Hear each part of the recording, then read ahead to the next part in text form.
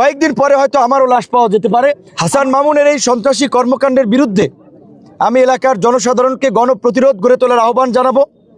এলাকাবাসীকে বলবো, বিএনপি আমাদের সাথে, আমরা গণ অধিকার পরিষদ আছি।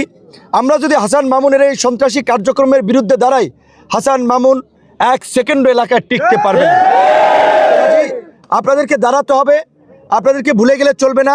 এতদিন হাসান মামুন বিএনপির শক্তিতে এই এলাকায় আওয়ামী লীগ সহ সাধারণ মানুষের বিরুদ্ধে মামলা দিয়েছে, হয়রানি করেছে, সাধারণ মানুষকে জিম্মি করেছে।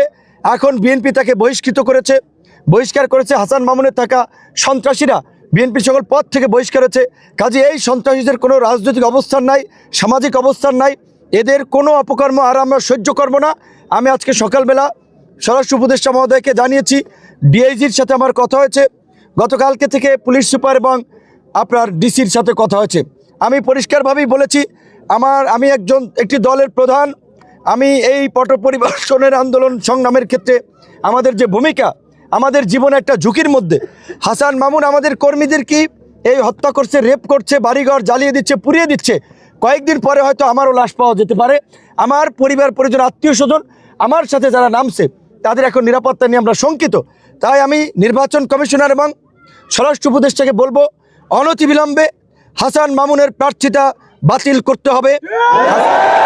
হাসান মামুন ফৌজদারি অপরাধ করছেন।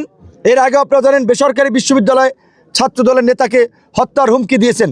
হাসান মামুনের মতো একজন ঢাল তলোয়ারবিহীন নিধিরাম সর্দার, যিনি একের পর এক হুমকি দিয়ে বেড়াচ্ছেন, মানুষকে আপনার হত্যা, রেপ করার কর্মকাণ্ডে যুক্ত থাকছেন, এরকম প্রকাশ্য দিবালোকে ঘটনা করার পরেও প্রশাসন যদি ব্যবস্থা না নেয়, তাহলে আমরা কিন্তু প্রশাসনের, সেটা বলেছি, পটুয়াখালী জেলার ডিসি অফিস, এসপি অফিস বলেন কিংবা ঢাকায় নির্বাচন কমিশন বলেন, তার সামনে কিন্তু অবস্থান নিতে বাধ্য হব। কারণ আমাদের নির্বাচনের আগে আমাদের নিরাপত্তা, আমাদের কর্মীদের নিরাপত্তা, আমরা মনে করি এই যে বকুলবাড়িয়া চরপরানের ঘটনা এবং এই যে রেপের ঘটনা, চরকাজলের আজকে এই অগ্নিসংযোগের ঘটনা, এই ঘটনায় জড়িত দুষ্কৃতিকারীদের ব্যবস্থা না নিলে এই জনপদের মানুষ আতঙ্কিত থাকবে, তাদের প্রাণনাশের হুমকি রয়েছে।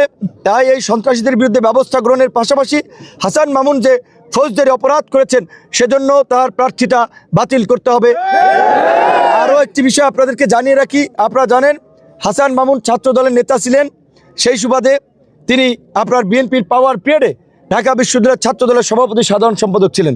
তখন থেকেই তিনি এই প্রশ্ন ফাঁসকারী চক্রের সাথে জড়িত এবং এই প্রশ্ন ফাঁস করে এই পরীক্ষার খাতায় 2 নাম্বারি করে কিছু লোককে চাকরি দিয়েছেন, তার ওয়াইফকেও চাকরি দিয়েছেন। তার ওয়াইফ একজন যুগ্ম সচিব। আমি শুনেছি তার ওয়াইফ এলাকায় এসেছে প্রশাসনে প্রভাব বিস্তার করতে। প্রজাতন্ত্রের একজন কর্মচারী, তিনি নির্বাচনে প্রভাব বিস্তার করতে এলাকায় কোনো ভূমিকা নিতে পারেন না। এই বিষয়টি আমি জনপ্রশাসন সহ নির্বাচন কমিশনকে বলবো, হাসান মামুনের স্ত্রীর বিরুদ্ধেও ব্যবস্থা নিতে হবে, যে তিনি, তার এলাকায় কোনো কাজ নাই, তিনি এলাকায় কেন আসছেন, প্রশাসনকে ম্যানিপুলেট করতে। যেটা আমরা দেখতে পাচ্ছি, কিছুটা প্রশাসন শক্ত ভূমিকা নেয় কি নিচ্ছে না। প্রশাসন যদি ভূমিকা না নেয়, সেই বিষয়ে আমরা তো জনগণকে নিয়ে আমাদের কার্যক্রম আমরা চালিয়েই যাব। আমরা প্রশাসনকে বলতে চাই, বাংলাদেশের মধ্যে গোটা দেশের মানুষের নজরে এই পটুয়াখালী 3 আসনে গোটা দেশের মানুষ সাক্ষী। এই দুর্বৃত্ত হাসান মামুন, এই প্রশ্ন ফাঁসকারী হাসান মামুন, এই সন্ত্রাসী হাসান মামুন যে সমস্ত কর্মকাণ্ডগুলো গত 1.5 বছর ধরে ঘটাচ্ছে আমার সাথে, এগুলো পত্রপত্রিকা অসংখ্য নিউজ আছে।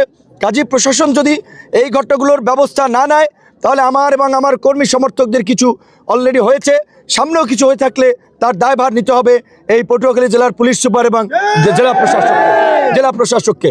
একটি কথা হয়তো অনেকে বলতে পারে, আপনাদেরকে এটা আমি জাস্ট সম্পূরক প্রশ্ন হিসেবে বলে রাখি, আমার স্ত্রী প্রাইমারি শিক্ষিকা ছিলেন, তিনি কিন্তু এখন অবেতনিক ছুটিতে এবং তিনি চাকরি ছাড়ার প্রক্রিয়ার মধ্যে আছেন। কাজে আমার স্ত্রী কোনো সরকারি চাকরির সাথে জড়িত না, কিন্তু হাসান মামুনের স্ত্রী রানিং, তিনি প্রজাতন্ত্রের কর্মচারী এবং তিনি যুগ্ম সচিব একজন। কাজে তিনি যদি এলাকায় আসেন, স্বাভাবিকভাবে একজন জুনিয়র অফিসারের সাথে কথা বলেন, সেটাতে এটা প্রভাবিত হয় অফিসাররা।